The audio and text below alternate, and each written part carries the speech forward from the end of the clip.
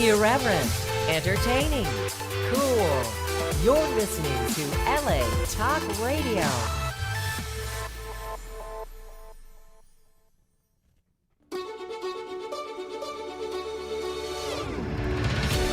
You're listening to the Dr. Nina Show with Dr. Nina Savelle Rocklin, only on LA Talk Radio.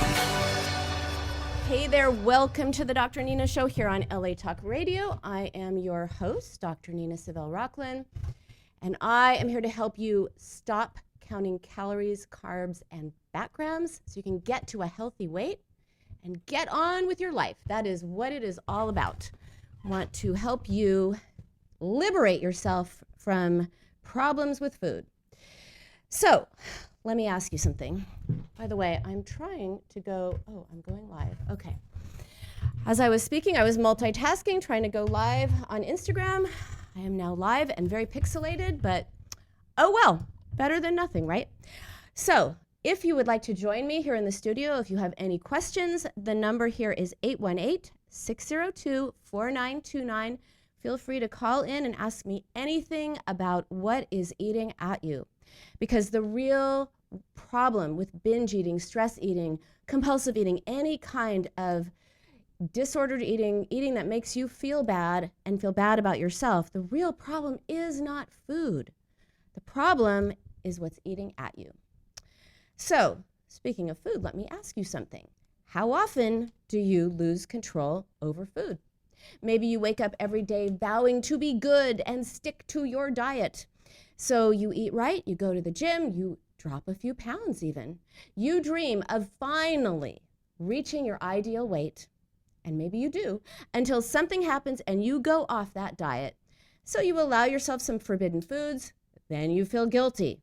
To cope with that guilt, you polish off the rest of that dessert, pizza, bag of chips, whatever you were eating. And you tell yourself you're going to be good, you're going to start tomorrow. And when it is time to get back on track, there are so many dieting choices. Weight Watchers, Paleo, Whole30, South Beach, Mediterranean, low carb, high carb, liquid, cookie diet, ketogenic. There's so many choices. You start another diet only to get derailed again and gain back the weight you just lost. I'm trying to figure out what is going on with my image, but you know what? For you guys watching, you're just going to get an interesting view of a pixelated me. I look like a cartoon character, kind of. So maybe you are ready to get off that diet roller coaster, but you don't know what to do instead of dieting. You're afraid that if you're not on some kind of diet, you're going to pack on the pounds. And you're afraid you're always going to look like a before photo, that slim, fit after photo that you have in your head, the one that you're going to post on Instagram before and after. It all seems like an impossible dream. Well, guess what? Doesn't have to be that way. I am here to help you change the way you feel about yourself and about food. And it's not just about finally being able to fit into those thin clothes in your closet or those thin clothes you're going to buy when you lose X amount of weight. I want to help you break free of the preoccupation with food and dieting, because for so many people, the goal is not just changing the number on the scale. You know how to do that. I'm sure you've done it. You've lost weight, but gained it back. Lost weight, gained it back. How many times has this happened? Countless times, probably. I think you probably want to also stop the obsession with food. Stop thinking about every single bite, not just lose weight. Lose the obsession. So as a psychoanalyst specializing in food, weight, and body image issues, I am here to help you navigate a path to healing your relationship to food without counting calories, fat grams, or carbs. I'm going to help you stop binge eating, stress eating, or emotional eating. And on this show, I'm going to help you discover how to lose that obsession and preoccupation, find a way to lose weight for good, and keep it off. So if you're sick and tired of dieting, this show and I have a solution. So in the next few weeks, we're going to focus on a few things. We're going to focus on how to stop behaviors you don't want to do, like how to stop eating when you're bored, how to stop feeling self-conscious, how to stop feeling guilty, how to stop cheating on your meal plan, how to break through the blocks to weight loss.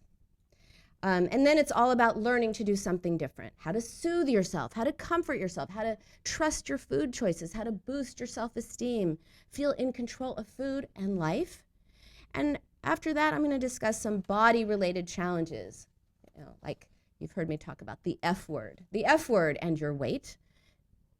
You're going to have to tune in that day and find out which F word I'm talking about.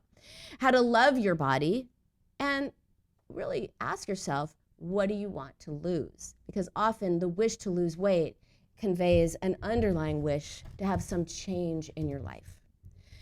And then the final thing that we're going to talk about is positive thinking, like why positive thinking actually backfires and what to do instead. So that's what I've got, kind of lined up for the rest of the year with some cool guests in between. And, so join me each week. It's going to be really enlightening. Again, I'm getting a message that some people are having trouble getting through. I am not sure why that is. If you can try again. I'm not seeing any calls pop up on my monitor. So sorry about that, but try again. Okay, so let's talk about how to stop eating when you're bored. Question that I get a lot from a lot of people. Like, oh, I just eat when I'm bored. How do I stop? So if you eat when you're bored, then maybe you can relate to someone I'm going to call Caitlin. And she says, oh, I eat perfectly all day, is what she told me. But when I'm home alone at night, it is a different story. I can't stop eating out of boredom, she told me. Well, the question is, when you eat out of boredom, are you really bored? Boredom is related to the wish to do something. The way to alleviate boredom is to do an activity, to be active and productive. If you don't know what to do or what to do with yourself, or if nothing you do seems to work, maybe something else is going on. Again, Ronan, I'm not getting calls, but I'm getting a Facebook post that they're trying. So I don't know what's going on. Hopefully Ronan, the brilliant engineer, can fix this issue. No pressure, Ronan. Okay, so sorry, callers, if you're trying to call in. We're just having a little bit of technical issue. So if you do things and you still feel that restless feeling and you're still turning to food, then maybe something else is going on. What could that be? A lot of people think they're bored when they're really lonely or empty. Now, loneliness is about wanting to be with someone. The solution to loneliness is to be in the presence of another person or people and to feel connected. So the experience of connection is so important. There is no worse loneliness than when you're feeling alone in the company of others. Ooh, if you've ever had a relationship where you even live with someone, but you feel lonely when you're with them, it's incredibly painful. So as I've talked about before, people can be unreliable, unpredictable, or unavailable, which means that food, which is reliable, predictable, and available, can become a substitute for relationships. So if you're lonely, maybe you're filling up on food as a way of filling a symbolic emptiness. Emptiness has to do with feeling disconnected from yourself and your needs and other people. But mostly I'm talking about in the context of your relationship to yourself. Oh, I have a call. Hold on. Hold that thought. Hi, caller, or should I say, because I recognize your number. Hi, Nicole. Hi, Dr. Nina. Finally, I got through. I'm glad you got through. I'm good. What's going on? I have a couple questions. Okay. The first question, I tried to call back last week when you had that guest on the show. I think David was his name. Yes. The trainer, and I was just wondering. I don't know if you can answer, or if you're I'm sure you have the knowledge, but anyways, it's about exercise. Like, for weight loss, what do you think is a good, like, is it good to do cardio every day, like high intensity cardio? Would you mix it up? Would you, I try to do like dance one day and then Pilates the next day. Do you have any insights on like the right workout routine? I cannot give you answers from a training perspective, because that's really a question for someone with that expertise. However, tune in next week when I'm having Craig Ramsey back. Craig Ramsey is a celebrity trainer. He's all over Bravo and has had his own couple of his own shows. And he's brilliant. He really knows his stuff. He was here a year ago, and from popular demand, he's coming back. So that would be a great question for him. I'll save that question for next week then, but can I ask you another question? Absolutely. Okay. So this is going to sound a little crazy, but like I get mad at myself when I feel hunger. Like I'm like, why am I feeling hungry? And it's something I want to work on, because it's like, I guess I want to not feel hungry, so I don't eat. I know it's kind of like disordered thought, but like, I want to get over that. Like, feeling hungry is normal. Like, I should eat. Like, but like, this is a great question. I'm scared. Yeah. Go on. No, you get to finish your thought. Okay. No, that's it. I get mad at myself when I'm hungry. I'm like, why do I feel hungry? Like, Nicole, like, don't feel hungry. Like, don't eat. I don't want to eat, so I get mad when I feel hungry. So first of all, notice the third person. Nicole, why are you hungry? Okay, sort of talking to yourself. Second person. You're talking to yourself in second person. But let's leave that aside, because that's usually a sign that you're talking to yourself in someone else's voice. Or in right, but the question is, if I can distill it down, why do you get mad when you're hungry? Why do you get mad at yourself for having natural, normal, healthy human needs? The answer, I have part of the answer, and the other part of the answer has to go to you and your specific associations, but you get mad at yourself for having normal, healthy needs when some shame has been attached to those needs. That makes sense. That totally makes sense. I guess maybe like when my mom will eat something and then she'll say to herself, in Farsi, it's translated dirt in my head, like dirt in my head, like let me die. Why did I just eat that? So, like, maybe that's kind of the shame. Like, she feels shame, so then, like, I feel shame when I eat, maybe. That is a very good association. And not only that, it's the idea that there's something wrong with being hungry. Now, being hungry is symbolically, it's a need, it's an expression of a need. And it's a physiological need. And if you feel shame for that, so you're really feeling as if there's something wrong with you for feeling and having a need. And maybe that can get generalized to all needs. Like, we all have needs for water, food, shelter, connection, bonding, love, security. So, and so many of our expressions have to do with, like, you're hungry for love, you're starving for attention. I mean, look at how we use those kinds of that kind of language to express needs. Maybe I'm trying to suppress all my needs, like kind of like I don't know, like I don't need anyone, I don't need anything, like I'm content, I feel like I'm enough, I don't know what I'm saying. I don't know if I'm onto. I think you do. So your mind goes to, hey, I don't need anything or anyone, and I'm going to pretend that I am really just a robot with no needs, and I'm going to be safe from shame. Right. And so what to do? You can't talk yourself out of having needs. That never can happen. And you can't talk yourself into feeling a way you don't feel. So what you're trying to do is say, I'm a human who's impervious to anything, which is not true, because by virtue of the fact that you are in fact human, as far as I can tell. So what to And then do?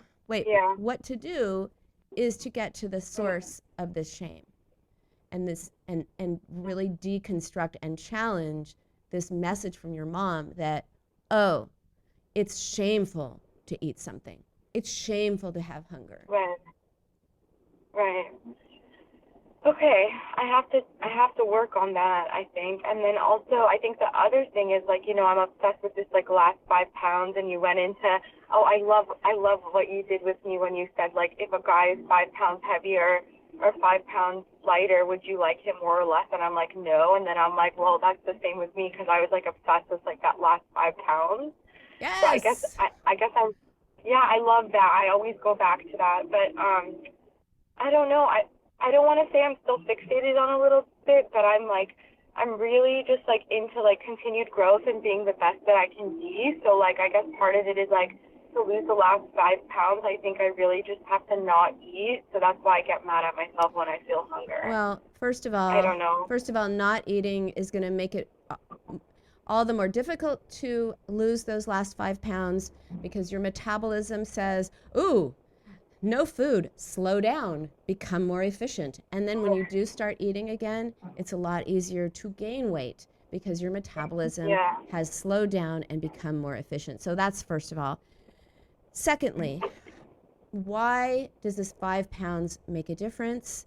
I think it's great that you're able to remember that other people, when you think about other people and them being 5 pounds heavier or less, it's not going to change the way you feel about them. That's great that you're able to use that. Yeah. But what does that 5 pounds mean to you? And I think we're back to shame. Right. And that idea, again, I'm not a mother basher, but sometimes moms and dads, but in your case, moms, gave a message of shame for being not skinny, as if skinny is good, and anything other than skinny, you talked about when you were overweight as a child and how much shame you felt. Right. And so that 5 pounds brings up that sense of shame. So your mom's not around you maybe necessarily to shame you, although she may be, from what you've told me, sometimes. But there are two moms. There's the mom who's saying these things in reality, and then there's the mom in your head. And it's the mom in your head that's the problem. Right.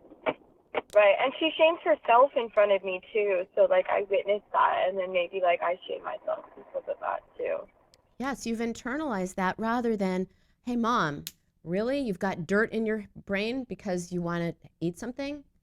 Can we look at that? Yeah.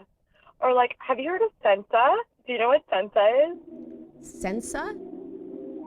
Yeah, Sensa. It's this powder you put in food, and it makes you eat less. And then oh, yes, also, that came out a couple of years ago, yeah. Okay, but you know what? This is food is not the problem.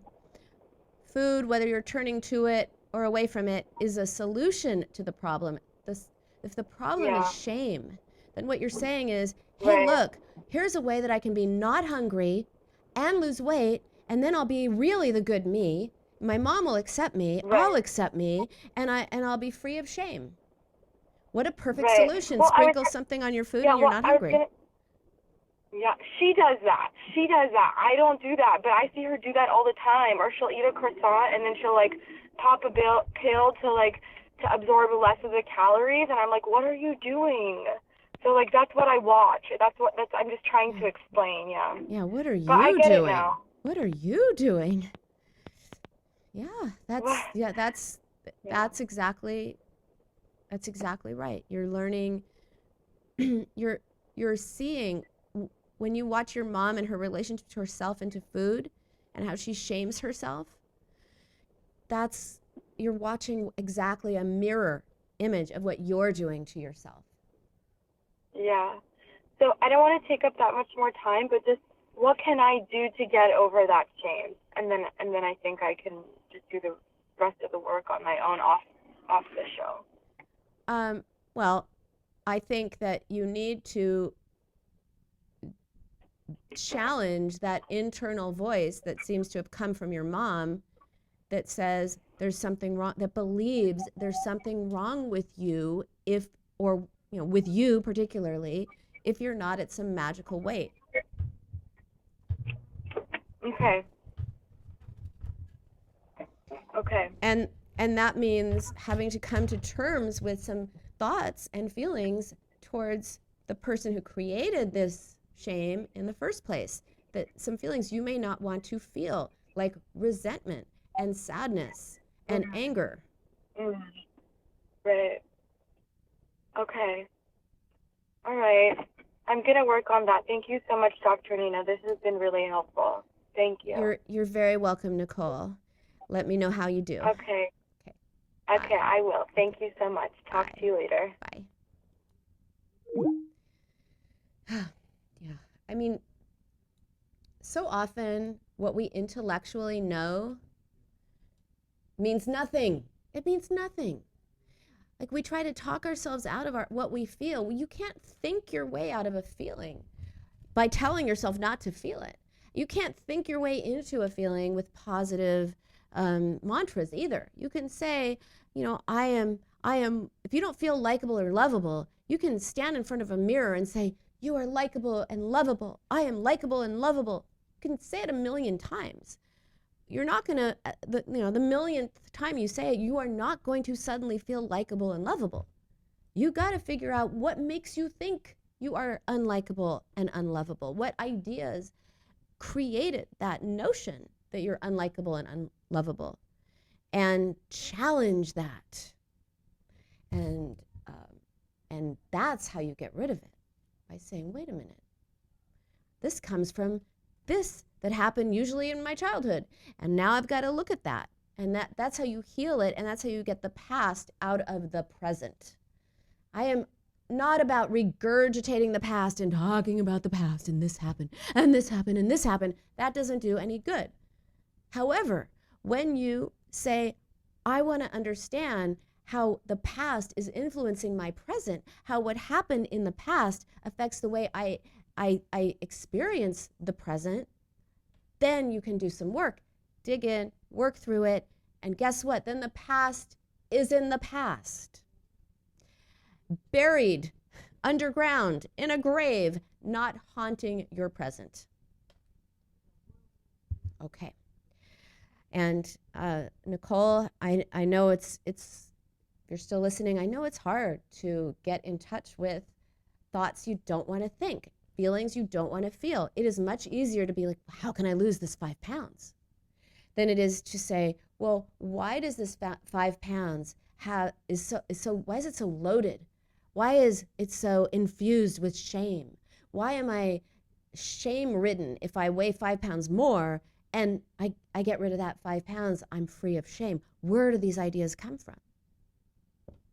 What happens is you lose the 5 pounds, and guess what? The shame does not magically go when you lose those 5 pounds. It's not like you look on the scale, you've met your goal, you're 5 pounds less, hallelujah, the shame is gone. Nope. You can't lose shame by losing weight. What happens is it's like, yeah, no, I need to lose another 5 pounds. Then I'll be free of shame. And so on and so on. So got to get to the proverbial root instead of focusing on the weeds. Dieting is a weed. Focusing on 5 pounds or 50 or 100 or 150 or whatever number is on your mind, that's a weed. Get to the root and those weeds stop growing. Often those weeds have to do with emptiness. And by the way, if you want to join me, as Nicole did earlier, the number here in the studio is 818-602-4929. 818-602-4929. Okay, so back to emptiness. Again, it has to do with feeling disconnected from yourself and from your needs. Nicole picked a really good time to call because that's exactly what I think she's experiencing. Some kind of hostility to her needs creates an emptiness. And when you're not attuned to your thoughts, your emotions, and wishes, you sense something's missing. You sense like a hole. Maybe you want more of something, and that wanting more of something becomes, ooh, I'll have more of that. Please, whatever that food is. It can even manifest as physical hunger. yearning and wanting and needing more of something like love and understanding and people and relationships can be felt as physical hunger. So what is the key to stop eating when you feel bored or you think that you're bored? Take a couple minutes and ask yourself, are you really bored? Or maybe, are you lonely? Are you empty? And if you're craving companionship, which is loneliness, then connect with people. Connect with someone. It doesn't have to be a bunch of people. Connect with a person, either on the phone, even via text, any way that you can have some kind of a dialogue and connection with somebody else, even online. If you haven't already, join my online group, Dr. Nina's Food for Thought community. Someone's always there. There are people from all over the world. So chances are, if you post something like, hey, it's 3 a.m. and I'm feeling lonely, well, you're probably going to get someone who's either, it's there 9 o'clock or who knows. Point is, whether it's my group or any group, connect with people. That will fulfill you and make you feel better. If you feel empty, think about what would be fulfilling in that moment, or in an hour from that moment, a week from that. What do you want more of in your life, and how can you get it? It's not just enough to identify with, oh, I want more sense of fulfillment. I want to feel better about what my career. I want to feel better. I'm not speaking of myself, just to make that clear. We use a different example. I want to have a happier family life. What can I do to make that happen? What can I do to come to terms with how it is, not how it might be? So when you start asking yourself questions, you solve the problem instead of distracting yourself from the problem with food. So here's some food for thought. I'm going to ask you guys some questions, and if any of these, resonate with you, just give it some thought. Give it some thoughts. Ask yourself, do you turn to food instead of to people? And if so, consider what experiences have made you afraid to seek out or trust people. Do those experiences need more attention, more healing? Does thinking about food give you something to do? Is it something that is alleviating your boredom? You're thinking about food, you're doing something, and yet that distracts you from what's going on inside. Ask yourself, what would be more fulfilling, most fulfilling to you right now? When you're alone, what feelings are the most uncomfortable? What are you afraid you're going to feel if it's just you and silence? What are you going to feel? How did you feel as a child, and how did you deal with those feelings as a child? Also ask yourself, how did your family, how does it and how did it, the family you grew up in and the family you perhaps have now, if you have a family, how do they manage being busy or being alone or being reflective? Some families are always doing things constantly, and I've heard people say, oh, I was shamed for going to school all week and working really hard, and on Saturday I just wanted to lie on the couch and chill, and oh, that was bad. I had to be doing something. And so anytime these people, because I've heard it from multiple people, want to just relax, they now feel that sense of shame. Oh, I'm just being lazy. So, and sometimes eating is a way of just giving yourself a break. It's a way of having some time for yourself. So how did your family growing up manage busyness or being alone? Were they reflective or reactive? And how does your current family, and how do you manage being busy or alone or reflection? And guys, I know this is hard. This is hard. I completely understand how difficult it is to think about all of this, to remember things that you don't want to remember, to feel things you don't want to feel. But if something is eating at you, it's not magically going to go away if you don't think about it. It's just going to recycle into your present, and you're going to be going through exactly what you were going through in the past again, or you're going to get mad at yourself and then just feel bad about yourself. The past does not stay in the past until you resolve it. So I would love to know your thoughts about this. Feel free to call me or email me during the week, because sometimes when you have these thoughts, it's so helpful to share them and to feel like you're truly being heard. And when you're heard and validated and acknowledged, that helps you do the same for yourself. Okay, how are we doing on time? Okay. So we got 20 minutes, guys. If you want to call me, now is the time. 818-602-4929. So let's talk about how to stop feeling self-conscious. Lots of people are self-conscious about being in public. They think other people are judging their appearance. And we feel self-conscious when we think other people are looking at us with critical eyes. And often the way we see ourselves directly impacts our expectations about how other people will see us. So if you believe you're overweight, unattractive, stupid, or bad in some way, not good enough, not enough, too much, if you believe that, it's easy to imagine other people are thinking those same things about you. And by the way, when you think badly of yourself and you treat yourself badly, when you meet someone who's critical of you and treats you not so well, it's not going to feel like that. It's going to feel like, wow, this person really knows me. And then you're going to tolerate treatment you shouldn't tolerate. That's a little side note. Okay. So the good news is that the more that you develop a positive view of yourself, the more that you can experience yourself as likable, lovable, smart, interesting, kind, and good, which doesn't mean perfect, by the way. None of us are perfect. Nobody's perfect. Perfect is not a goal. Don't try to be perfect. You will not get there. But if you try to be the best you can be and accept your flaws while trying to work on some of them, that's self-acceptance. Then you feel good about yourself. And the more that you can accept yourself, the good, the not so good, the more likely you can imagine other people will accept you too. So one way to stop feeling self-conscious, because if you're walking around in the world going, oh, I hope nobody sees how insecure I am, then you're going to want to hide. You're going to feel self-conscious. Maybe you'll have a face that you show to the world, a mask. And no one would know that you're really feeling insecure, but you're constantly trying to dodge it. So then it's like you're acting a part of your life instead of actually living your life. So one way to stop feeling self-conscious is to be an observer instead of feeling observed.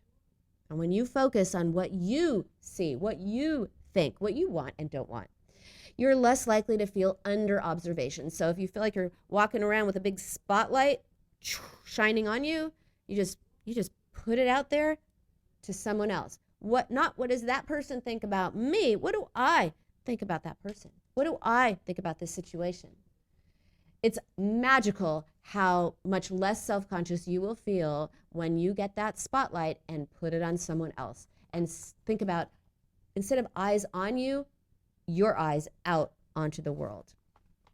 So again, when you're focused on what you think, what you see, you're not going to feel self-conscious. You're going to be busy thinking about it. Do I like that? Do I not like it? I don't agree with that. I do agree with that.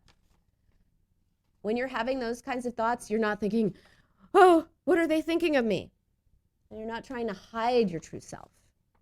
So here's some more food for thought, some questions. Let's look at this. What do you imagine other people are thinking about you? What do you think they're thinking? Where do these ideas come from in the first place? And are you as critical of other people as you are of yourself? Because often people are one way to themselves and another way to other people. So they can say to me, oh, I woke up in the morning, I got on the scale, I didn't like what I saw. I was just like, you have to knuckle down, you have no willpower, you got to be better. How could you have eaten what you ate last night? You suck. And I say, well, my goodness, if you were with a friend and she got on the scale and her scale was not what you expected, would you say all that to your friend? No, never. They always look shocked. I could never say that to anybody. That's mean. But you can say it to yourself. That's not nice. Don't be mean to yourself. And think about it. When you think about other people, are you only thinking about their appearance? Like when you're asked to describe a friend, do you say, oh, yeah, she's about, 37 and she weighs 135 pounds? No.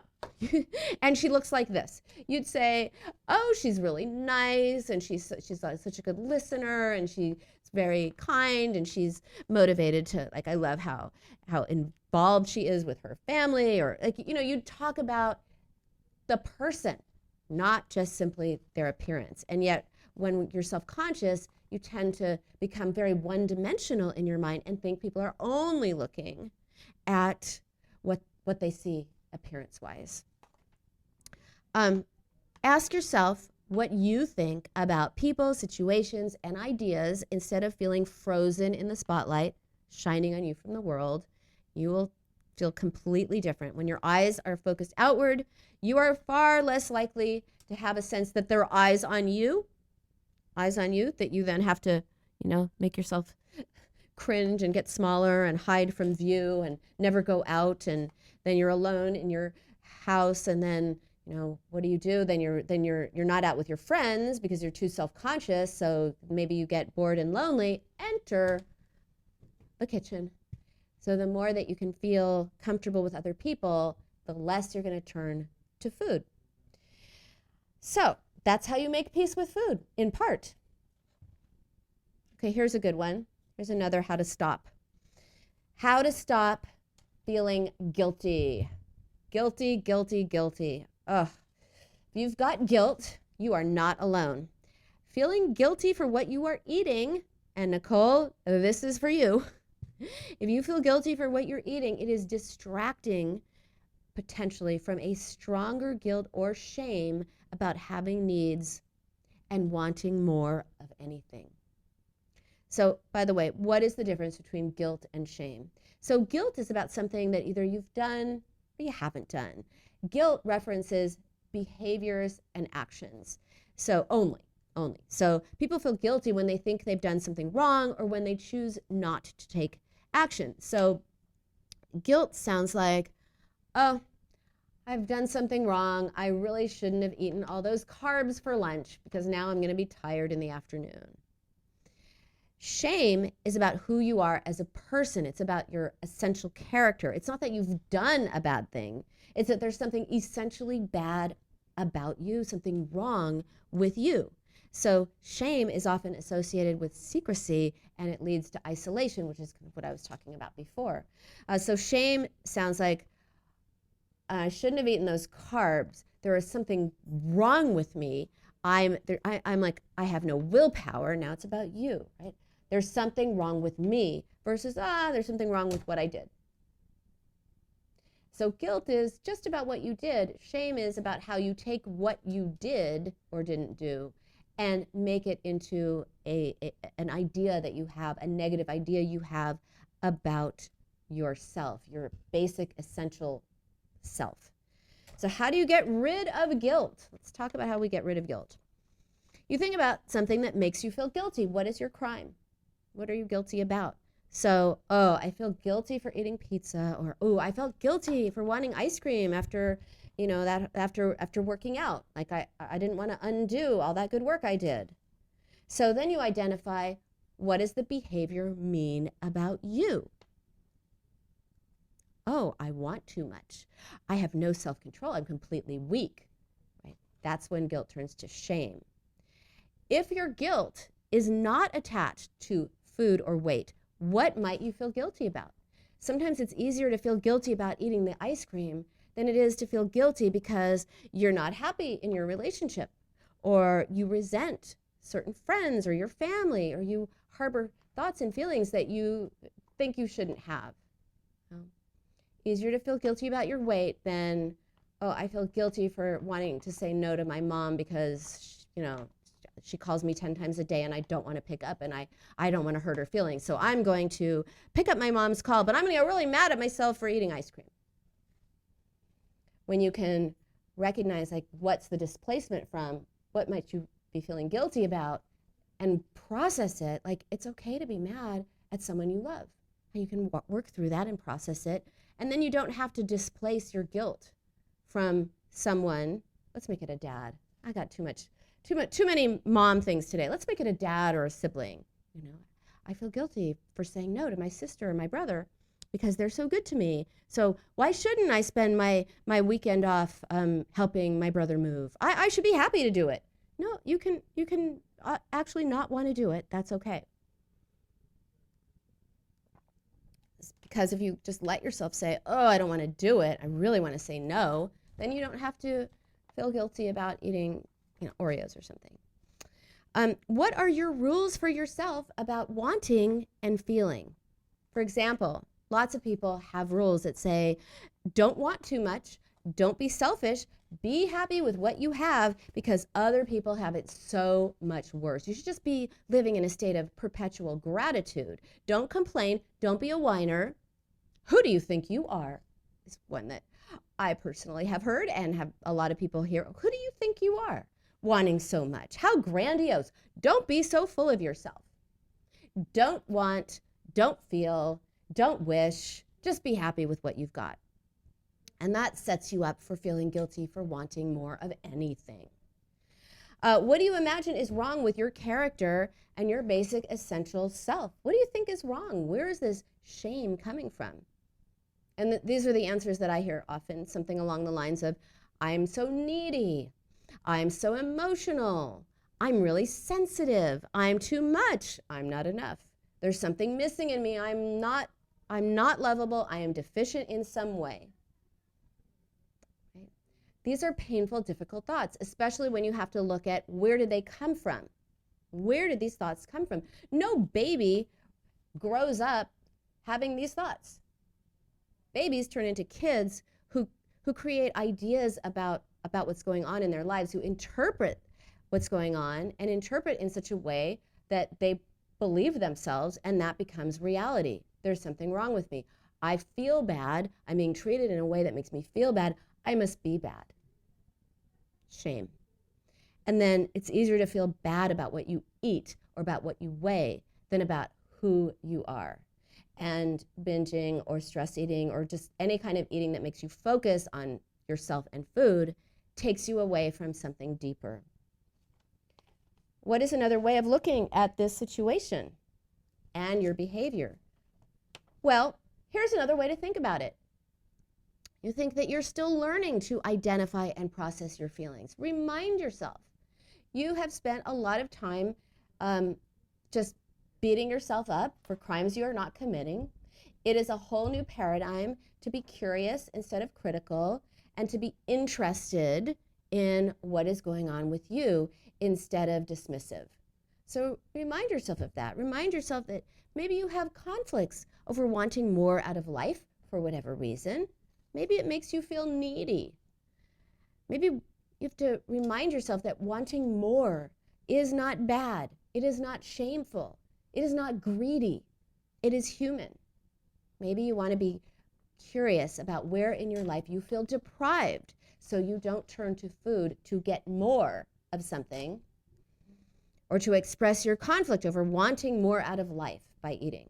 So if you're wanting more out of life, if you're developing an appetite for life, that's good.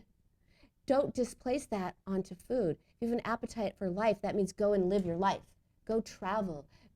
If traveling is your thing, go learn that thing that you always wanted to do, but you never did because there was never enough time. Make the time. You always wanted to play the piano, go play the piano. If you always wanted to play the drums, go learn how to play the drums. If you want to run a marathon, learn how to do it. If you want to go to a meetup, but you've always been too shy and scared, go do it. Find a way. When you are fulfilled in your life, you're not going to use food for that purpose, symbolically. And when you identify and process that core guilt, that core shame, you are less likely to attach it to anything to do with weight, food, or body image. So if it feels like the shame is over 5 pounds, Nicole, the shame is not over 5 pounds. The shame is for what you think that 5 pounds means about you.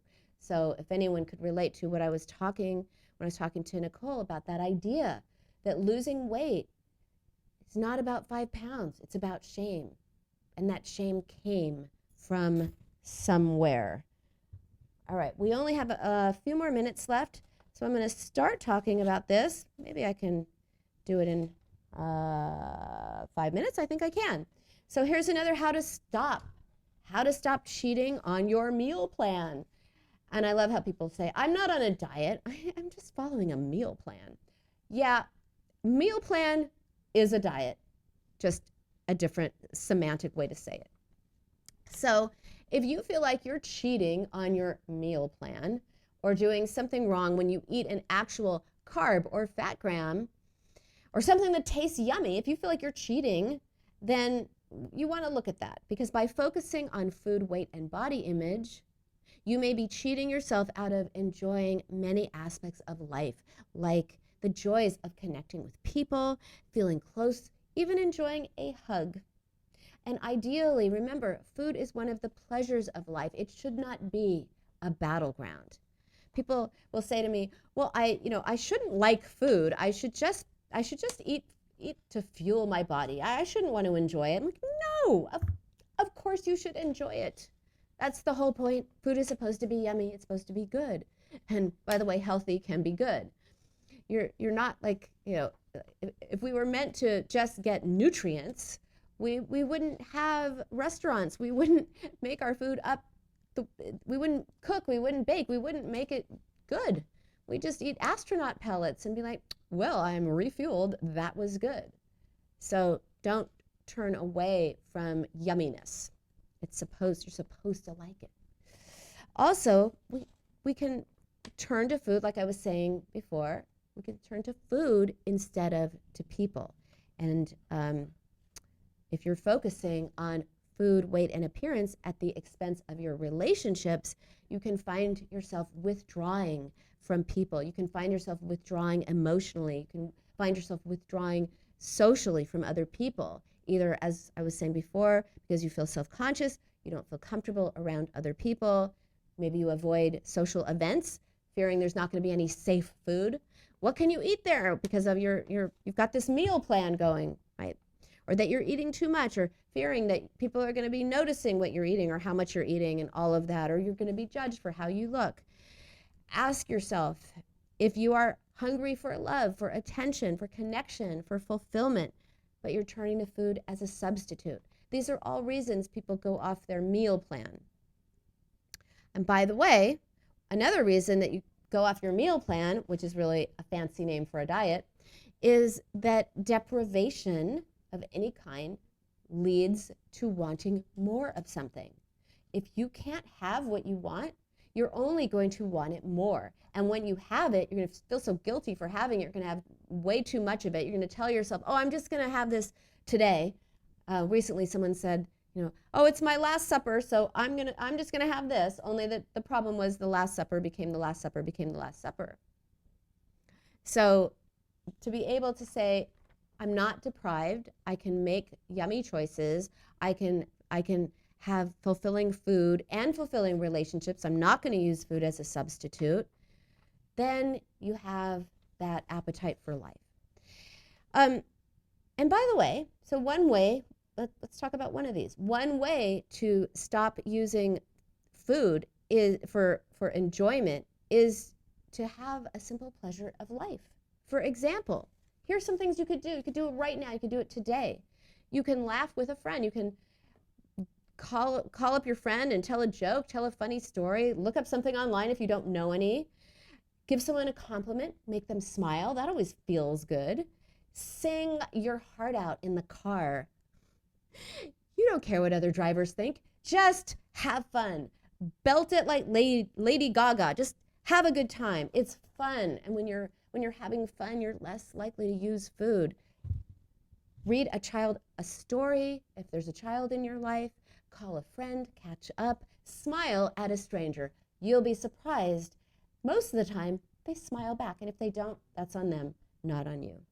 So when you enjoy these experiences, when you enjoy life, you are less likely to use food for enjoyment. When you taste all that life has to offer and you enjoy a range of relationships and experiences, you will be happy, you will be satisfied. And when you make peace with your experience of life, you make peace with food. And that's it. That is our show for today. Thank you so much for joining me here on LA Talk Radio. I'm here every Wednesday at 10 a.m. Pacific. And if you like the show, please leave a rating or a review on Apple Podcasts. The more ratings that we get, the more it reaches other people, the more people we can reach and help. So stay curious, not critical, be good to yourself, and think about what's eating at you instead of focusing on what you're eating. I will see you next week. Bye.